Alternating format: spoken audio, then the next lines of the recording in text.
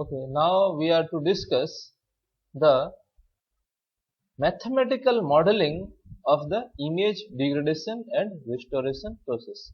So the topic says model of image degradation and restoration process, where the model you should understand it is the mathematical model of the entire degradation and restoration process.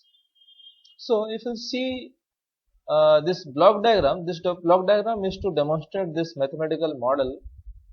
You will see in this block diagram the original image is small f of x comma y.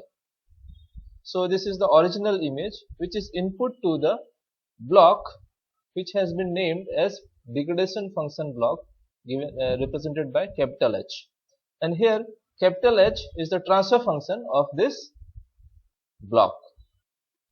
So in response to this input small f of xy, the degradation function operates and gives you a certain output here. So this is a degraded image already due to this degradation function. But this is not all of it. This degraded image is now again corrupted by an additive noise. So the degraded image plus additive noise gives you the finally degraded image, which is small g of xy. So you can say here that degradation in this g of xy, g of xy is a degraded version of f of xy, and this degradation has taken place because of this degradation function and also this additive noise. Now the problem of restoration at this point is to operate upon this g of xy such that we can somehow get some capital F cap of xy, which is an estimate of this original image. This F cap of xy is expected to be a good estimate of this small f of xy, and this entire restoration has to be done with a prior knowledge of this degradation function h and the nature of this additive noise. So what we can say here is the restoration of the original image estimate, that is f cap of xy, from degraded version of the image, that is g of xy, is to estimate this f cap of xy with some prior knowledge of this degradation function h and this additive noise eta of x comma y.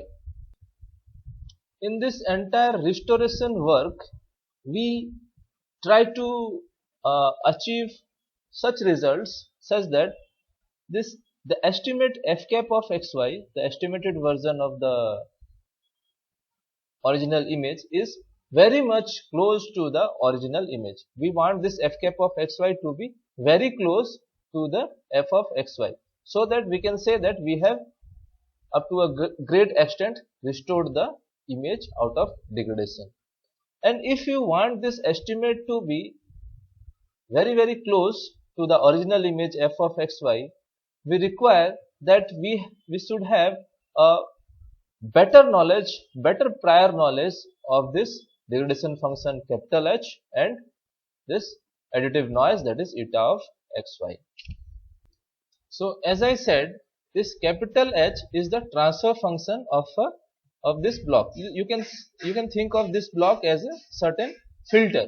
So that's why we are trying to characterize this filter with the transfer function capital H. And we are in this model, we are modeling this filter H as a linear position invariant filter. So what is the characterization of this filter? It is a linear position invariant filter.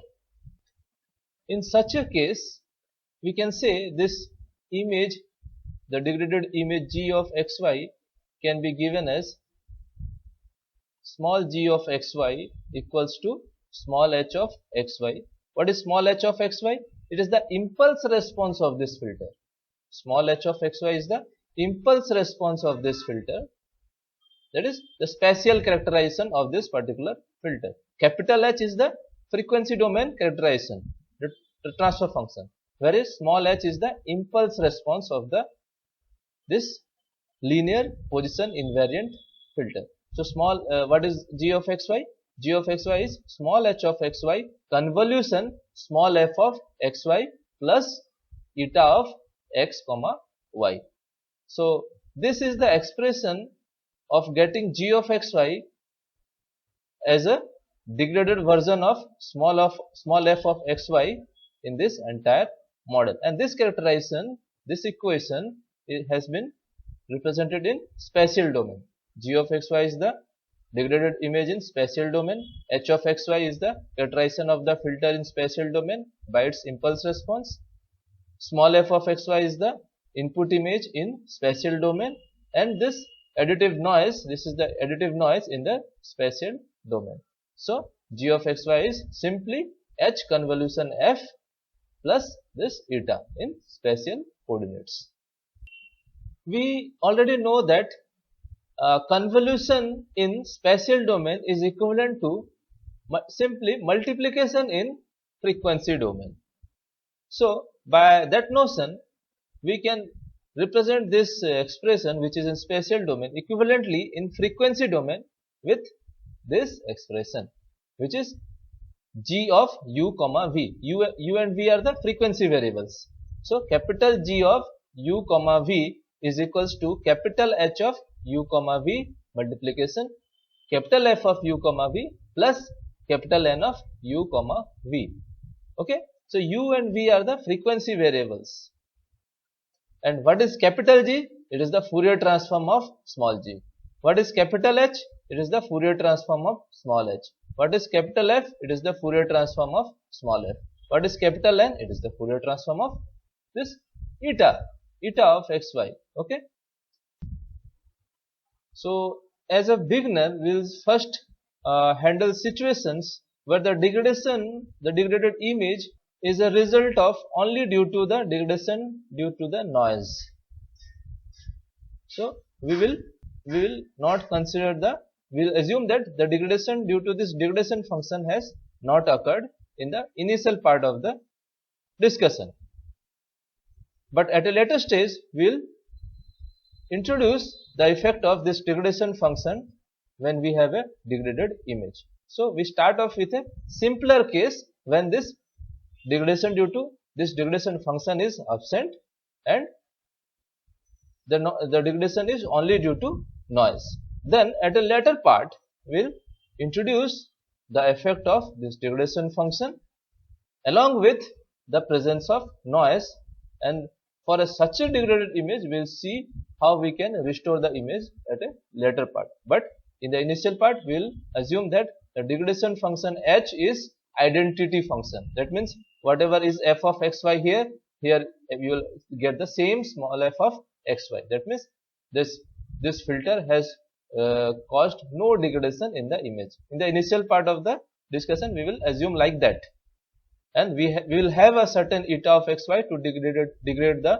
image, corrupt the image as a result of addition of noise, and such a g of xy will be handled or will be tried to restored in the initial part of the discussion.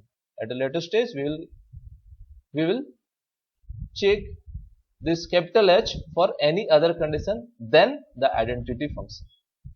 Okay, so we'll start off with a simpler, and then we will go to a more complex where capital H is not identity function. In the digital images, the noise degrades an image during either image acquisition or during the transmission. During image acquisition, the environmental conditions has a role to play, whether the noise and how the noise corrupts the particular image. It may happen that let's say for an example that for CCD camera, in the CCD camera, CCD is the type of sensor that is used, and in such a camera the temperature of the sensor temperature may be a possible reason why the noise is affecting the image.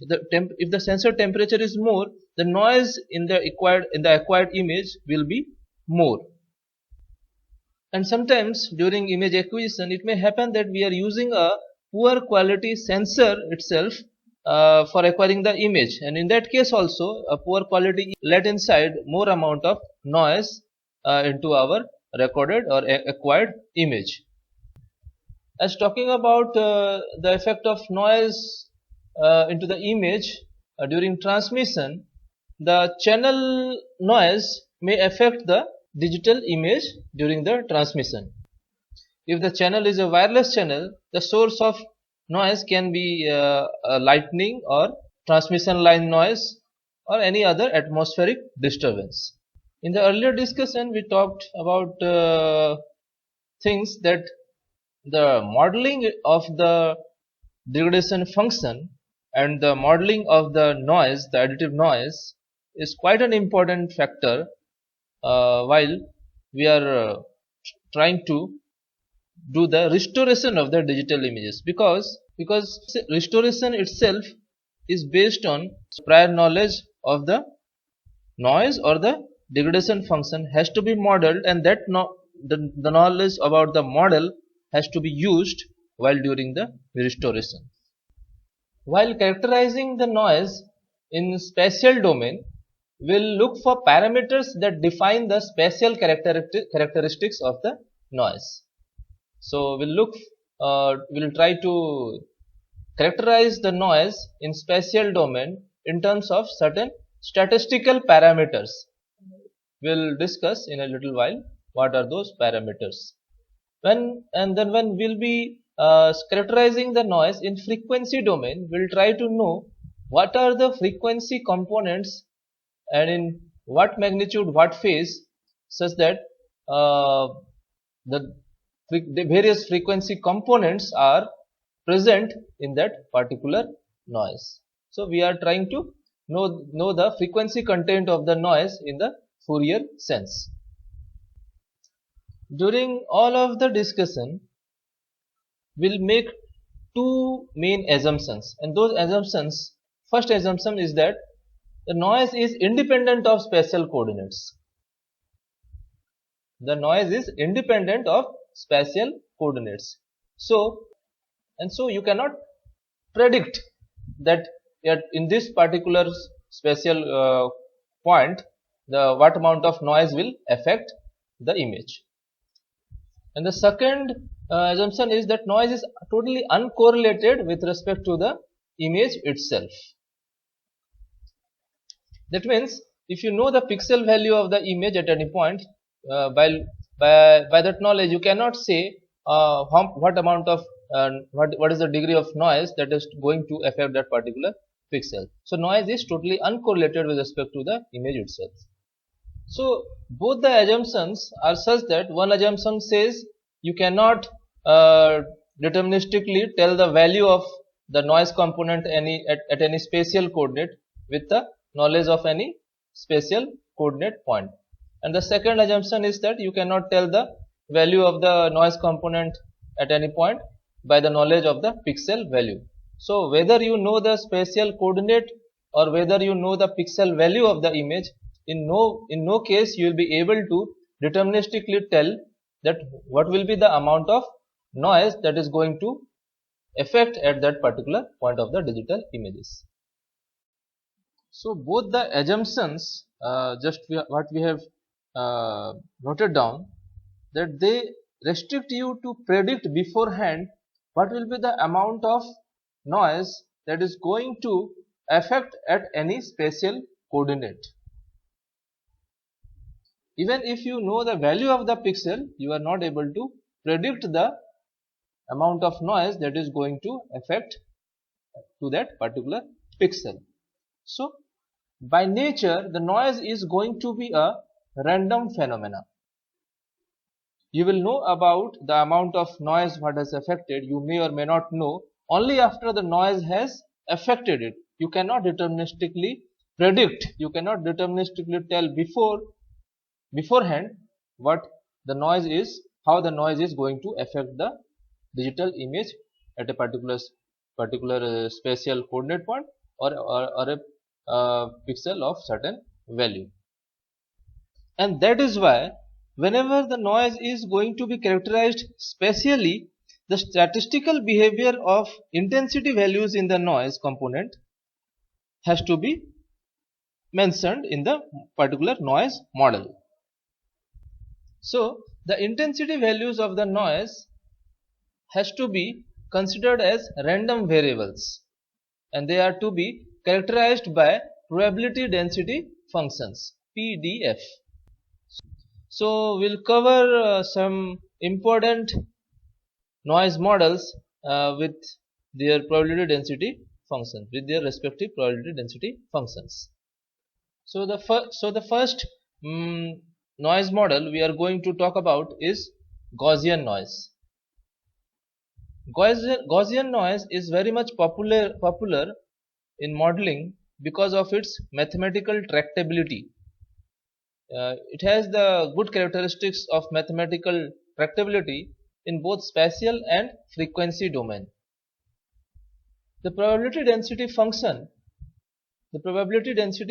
of this Gaussian noise is given by P of Z, where Z is the random variable.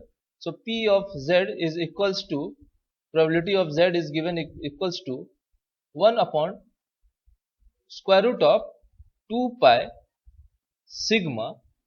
Sigma is outside the square root. So 1 upon square root of 2 pi, then sigma, then at the numerator we have e to the power minus of z minus z mean bracket closed square divided by 2 sigma square. So this is the expression for PDF, or the probability density function of Gaussian noise. So it tells you what is the probability of the random variable z, and what is z here. You should be very much clear what is z here. So z is the intensity of the particular noise component. So the noise may range from 0 to some finite extent of intensity. But which intensity? So what this probability density curve tells you, that which intensity from the minimum to maximum, which intensity has how much probability, and that relationship is given by this probability density function. So what is the probability? Let's say here, what is the probability of z equals to this much? So let's say here, what is the probability of z equals to this much? So this much probability. What is the probability of z equals to this much? So this is the probability. So this is the information you get out of the probability density function expression and the probability density function curve. Here what is sigma? Sigma is the standard deviation. You should look you should recall from your statistics, whatever you have studied in mathematics under statistics chapter, that what is standard deviation is denoted by sigma here. Sigma is the standard deviation of this curve. Z, as you know, is the random variable representing the intensity of the noise component, and what is z bar is the mean value of that random variable. Z bar is the mean value of the random variable. Sigma is the standard deviation, as I mentioned, and whenever we write sigma square, it represents variance. So variance is nothing but the square of the standard deviation. A Gaussian curve is a well-shaped curve. So in Gaussian, 95% of the values, whatever this function takes values, 95% of the values are confined in the z range between z bar minus 2 sigma to z bar plus 2 sigma. So this is z bar point. The mean value of the z random variable is located here, z bar. Z bar minus 2 sigma is somewhere here. Z bar plus 2 sigma is somewhere here. And within this range of z bar minus 2 sigma to z bar plus 2 sigma, 95% of the values of the function are there, and in a range of z bar minus sigma, which is this point, and z bar plus sigma, which is this point, within this range you will get 70% of this whatever values the curve or the function takes. So from z bar minus sigma to z bar plus sigma, 70% of all the values are confined. Okay, so we'll go to the next noise model, and that is Rayleigh noise model. So if we look into this Rayleigh probability density function, the probability density function for the Rayleigh noise, it is given by the probability density function expression P of z equals to 2 upon b z minus a bracket close e to power minus of z minus a square by b, and this is for small z greater than or equal to a. Whenever z is less than a, P of z is 0. The probability of such values of z is 0. The mean is given by this expression z bar, and the variance is given by this expression sigma square. Variance is sigma square, which is equals to b into 4 minus pi by 4. Here the parameters a and b are constants, and they determine the shape of this Rayleigh distribution. If we'll compare visually this Rayleigh curve and this Gaussian curve, you'll see that the Gaussian curve is quite symmetrical, but Rayleigh is not so.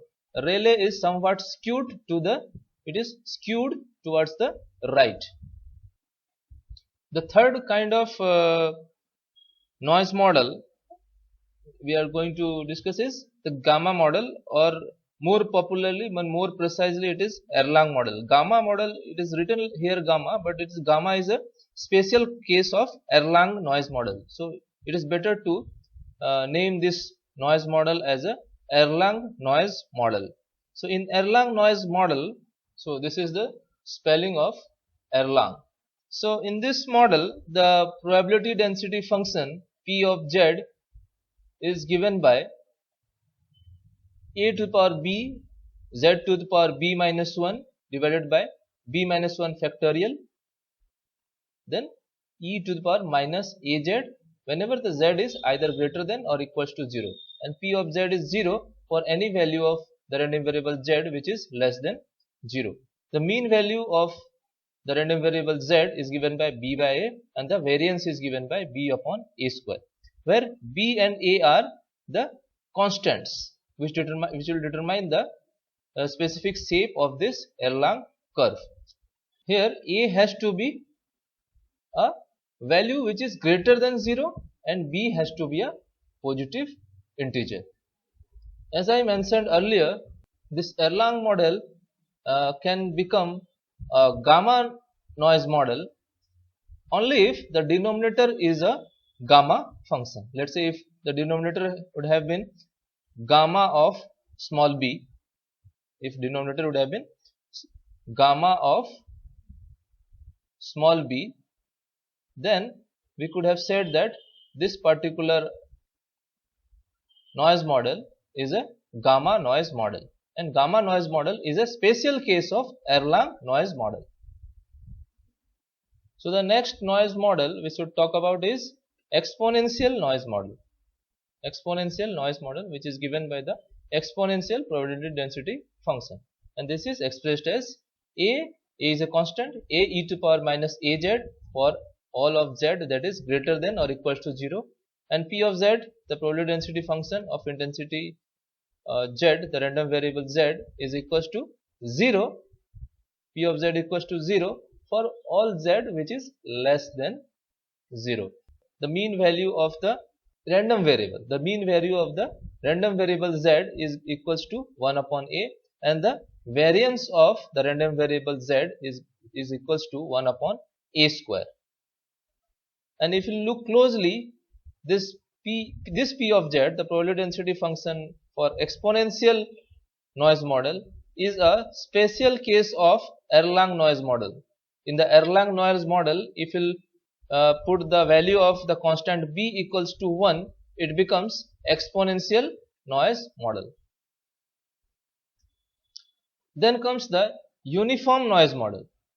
The uniform noise model is characterized by the PDF small p of z equals to 1 upon b minus a in the range of z, which is between a to b. So for z equals to a up to z equals to b, the value of PDF is equals to 1 upon b minus a, and for all z which is less than a and for all z which is greater than b, the PDF is 0. The mean value of the random variable z is given by a plus b by 2, and the variance of the random variable z is given by b minus a whole square divided by 12. So the next noise model is impulse noise. Impulse noise is also popularly known as bipolar noise. Why bipolar? Because there are only two noise values that is ever possible in this impulse noise or the bipolar noise. Bipolar means two polarities, that means two values, two intensities. So either the intensity may be A or the intensity may be B, and these are the ever possible intensities. So each of these intensity have got certain probability of occurrence. So in this impulse noise, whenever you look into this, if you see that this probability density function expression, whenever z equals to a, it has a probability of, the probability of z equals to a is pa. So a has a probability of occurrence which is p subscript a. What is the probability of occurrence of the noise value equals to b, and that is p subscript b. And all other intensities have 0 probability of occurrence. Only A and B intensities have got a finite probability. Only these are allowed to occur as noise values. If any one of these two intensities is absent, let's say this intensity is absent, only this intensity is present, then in that case this noise model is no more a bipolar model, this becomes a unipolar model. The bipolar impulse is sometimes known as salt and pepper noise. Why salt and pepper noise? Because salt is white and pepper is black, and because there are two intensities that is ever possible in the bipolar impulse noise, the higher intensity will appear brighter, the lower intensity will appear somewhat darker. So only two intensities are there, one dark intensity and one bright intensity. So this corresponding to salt and this corresponding to pepper. So this bipolar impulse noise is called as salt and pepper noise.